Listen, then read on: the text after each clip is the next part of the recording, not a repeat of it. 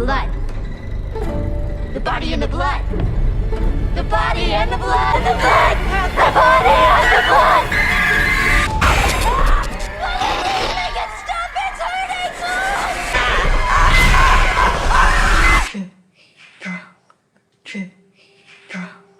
Halo guys, gimana kabarnya kalian? Semoga saja kalian semua selalu sehat dan diberikan rezeki yang berlimpah. Kiva Anime kali ini akan mencoba rangkum alur film yang baru saja rilis di tanggal 6 Oktober kemarin.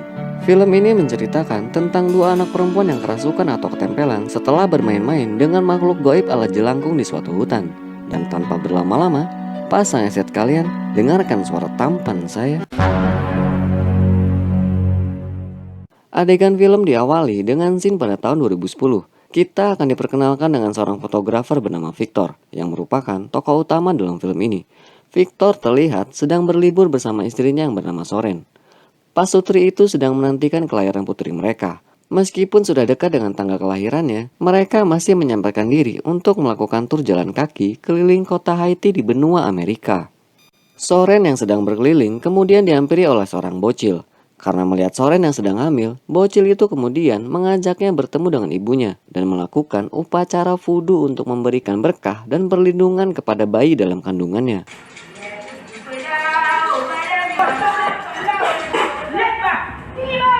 Soren lalu memberitahu Victor tentang kejadian itu dan menganggap mungkin saja itu akan dibutuhkan suatu saat nanti. Setelah itu, Soren memutuskan kembali ke hotel untuk beristirahat. Sementara Victor melanjutkan aktivitasnya mengambil lebih banyak foto di kota itu. Dan tidak lama kemudian ada gempa bumi yang mengguncang kota. Soren lalu segera berlari untuk menyelamatkan dirinya. Namun naas, tangga tiba-tiba roboh yang membuat Soren terjebak di reruntuhan. Victor yang melihat istrinya terluka parah kemudian membawanya ke rumah sakit. Namun, kabar buruk dan pilihan pahit harus ia terima. Karena memang mereka hanya dapat menyelamatkan satu nyawa. Karena jika Victor ingin menyelamatkan Soren, ia harus merelakan bayi dalam kandungan istrinya. 13 tahun kemudian, Victor kini menjadi seorang ayah dari putrinya yang bernama Angela. Yang bisa disimpulkan, saat itu Victor telah memutuskan untuk memilih putrinya. Dan kini, Victor terlihat sedang mengantarkan Angela ke sekolah. Dan sesampainya di sana, Angela bertanya, apakah ia boleh belajar dengan temannya sepulang sekolah? Sebenarnya Victor menginginkan Angela untuk segera pulang ke rumah. Namun pada akhirnya, Victor setuju untuk membiarkan Angela pergi bersama temannya yang bernama Catherine. Setelah jam sekolah selesai, ternyata Angela dan Catherine tidak belajar bersama. Melainkan, mereka terlihat pergi ke hutan terdekat untuk melakukan ritual.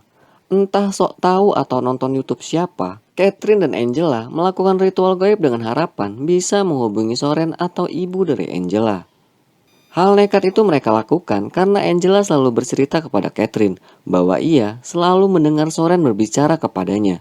Dan akhirnya hal aneh itu pun mereka lakukan berdua. Di sisi lain, Victor yang sedang mengedit foto hasil dari pekerjaannya tiba-tiba dikejutkan dengan layar foto di laptopnya yang tiba-tiba rusak.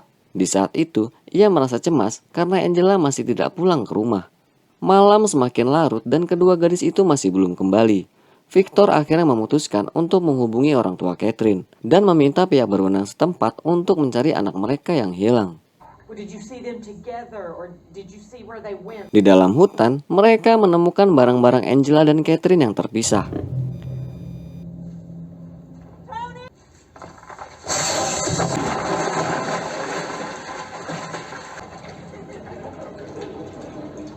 Pencarian pun masih berlangsung, dan kabar tentang hilangnya Angela dan Catherine telah tersebar di media.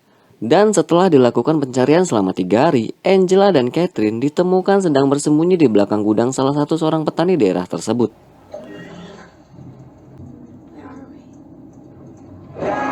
Mereka ditemukan dengan kondisi tidak memakai alas kaki dan juga tidak mengingat apapun yang telah terjadi kepada mereka. Setelah itu, Angela dan Catherine dibawa ke rumah sakit. Mereka menjalani beberapa pemeriksaan. Pada awalnya, Victor dan kedua orang tua Catherine mengira bahwa mereka berdua telah diculik oleh seseorang. Namun pihak rumah sakit mengatakan bahwa dari hasil pemeriksaan tidak ditemukan adanya tanda penyerangan seksual atau fisik terhadap kedua gadis tersebut. Dan saat pihak rumah sakit bertanya, hal terakhir yang mereka ingat hanya tentang ritual mistis ala jelangkung yang mereka lakukan di hutan. Setelah hujan turun, mereka berdua tersesat dan berusaha mencari jalan keluar dari hutan tersebut. Dan anehnya, Angela dan juga Catherine sangat yakin jika mereka tersesat dalam hutan itu hanya beberapa jam saja. Namun faktanya, mereka telah menghilang selama 3 hari. Mendengar hal aneh yang dikatakan mereka berdua, akhirnya pihak rumah sakit dan kepolisian menyimpulkan bahwa Angela dan Catherine menderita peristiwa amnesia sementara. Karena memang di saat mereka melakukan semua tes, Angela dan Catherine tidak bisa mengingat mengapa mereka bisa melepaskan sepatu mereka di hutan. Hingga akhirnya membuat kaki mereka terluka sangat parah. Angela dan Catherine akhirnya dibolehkan pulang ke rumah mereka masing-masing. Pada awalnya, mereka terlihat normal seperti biasanya. Namun tak berselang lama, keadaan mulai memburuk. Angela mulai bertingkah menakutkan dan mengeluarkan kata-kata kasar yang tidak masuk akal. Bahkan secara tiba-tiba, ia juga menyerang ayahnya dengan selendang ungu milik ibunya.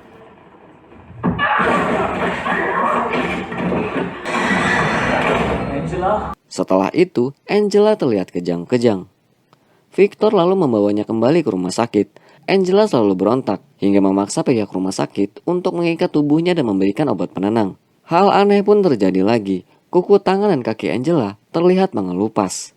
Victor yang melihat semua hal aneh itu semakin bingung dengan apa yang sebenarnya terjadi kepada putrinya. Di sisi lain, Catherine yang terlihat sedang berada di gereja tiba-tiba saja bertingkah aneh. The body in the blood! The body in the blood! The body in the blood! Karena kejadian itulah, kedua orang tua Catherine bergegas membawanya ke rumah sakit. Dan mereka bertemu kembali dengan Victor. Miranda yang merupakan ibu kandung Catherine dan sangat taat kepada agamanya, kemudian menghubungkan semua itu dengan hal gaib. Dan ia berpikir bahwa kini putrinya sedang kerasukan roh jahat. Karena bukan hanya cerita aneh yang ia dengar dari putrinya, ia juga melihat tingkah laku Catherine terlihat tidak seperti biasanya. Meskipun pada awalnya suaminya tidak percaya, namun akhirnya ia setuju bahwa Angela dan Catherine seperti membawa sesuatu kembali bersama mereka. Dalam rumah sakit itu, kita akan diperkenalkan dengan seorang perawat dan juga tetangga Victor bernama Anna. Setelah menangani Angela, ia menghampiri Victor dan mengatakan sebelum ia menjadi seorang perawat, ia pernah mengikuti pelatihan sebagai seorang biarawati. Namun, ada satu kecelakaan nafsu yang membuatnya hamil hingga akhirnya ia memutuskan untuk menggugurkan kandungannya. Anna lalu mengatakan kepada Victor bahwa ia tidak pernah memberitahu siapapun tentang hal ini sebelumnya. Namun di saat ia merawat dan memeriksa Angela, tiba-tiba saja Angela bisa mengetahui semua hal itu dan juga nama asli dari Anna. Anna lalu memberi Victor sebuah buku yang ditulis oleh mantan artis Chris McNeil. Buat yang belum tahu, Chris McNeil ini merupakan tokoh utama di film The Exorcist pertama di tahun 1973. Dan di dalam film ini, setelah 50 tahun sejak peristiwa eksorsis yang menimpa anaknya yang bernama Regan, Chris memutuskan menjadi seorang penulis, sekaligus membantu menangani peristiwa dan kejadian aneh yang sama seperti dirinya. Mengetahui sejarah itu, Victor lalu mencari Chris dan meminta bantuannya.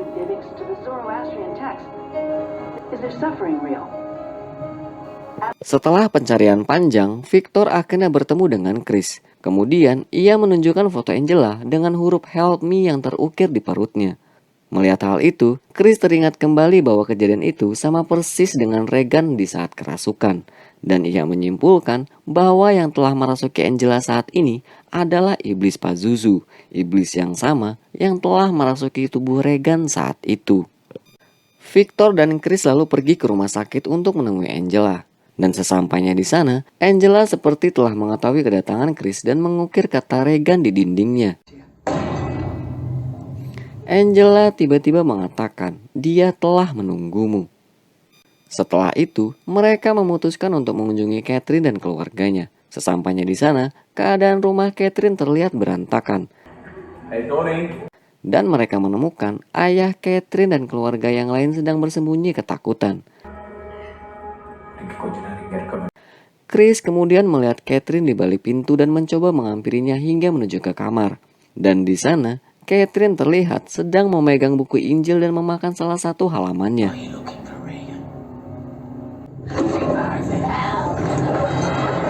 Dengan keyakinannya, Chris berusaha untuk menarik roh Catherine kembali mengendalikan tubuhnya.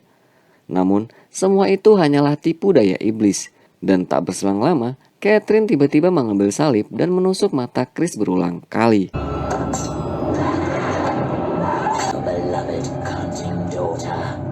Tak lama kemudian, Victor datang dan menghubungi ambulan dan pihak kepolisian.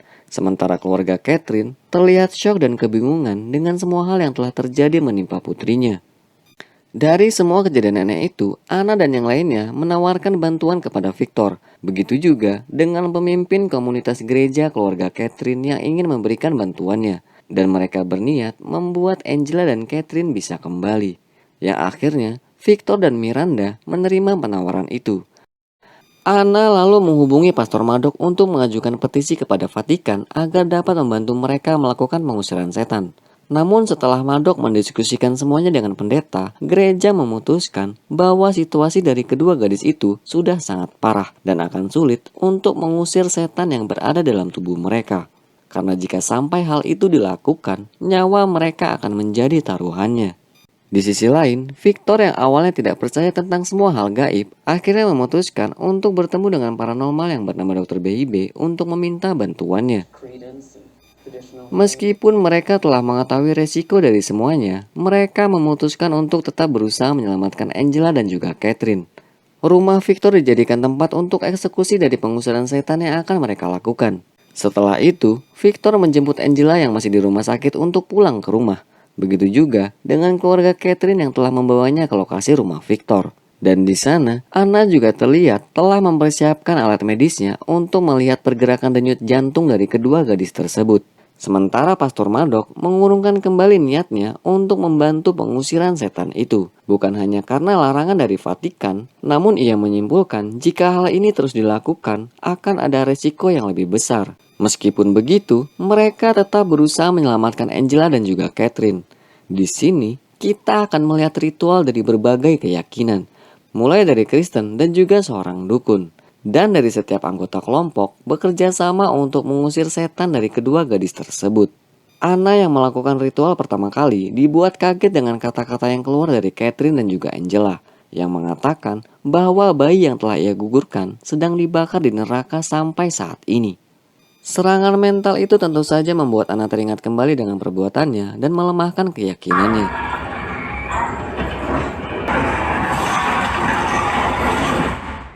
Setelah itu, ritual kembali dilanjutkan oleh seorang dukun. Ia melakukan sesuatu kepada kedua gadis itu, sehingga membuat sebagian roh jahat bisa keluar dari tubuh mereka.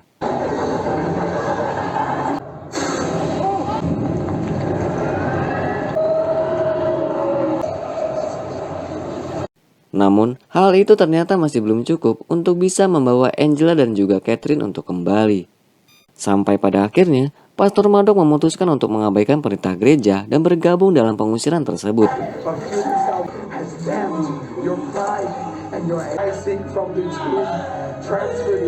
Namun lagi-lagi, dengan tipu daya iblis, membuat seolah-olah keadaan itu bisa dikuasai oleh Maddox. Dan tiba-tiba,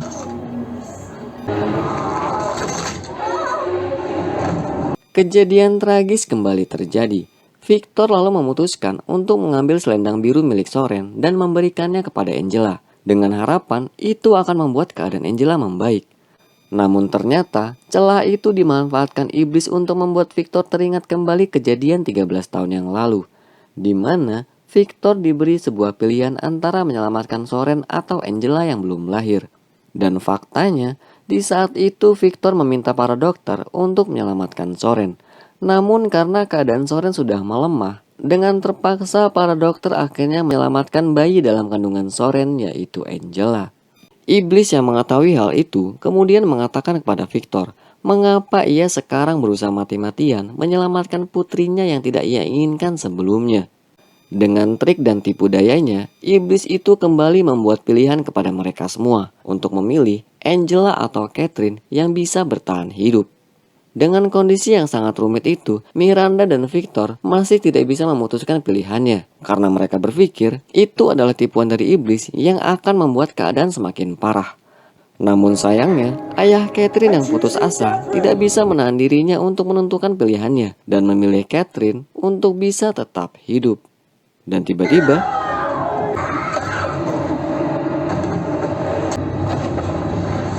Angela melayang dan memuntahkan cairan hitam ke atas.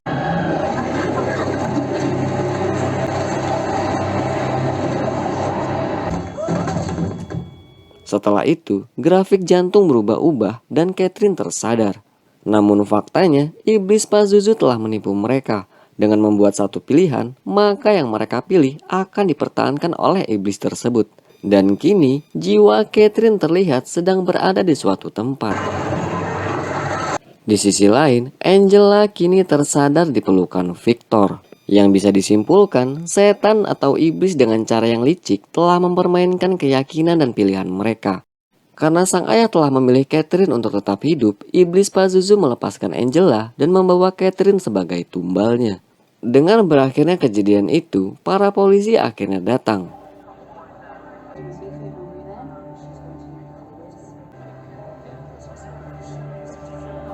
Tony dan Miranda sangat terpukul dengan apa yang telah terjadi kepada Catherine.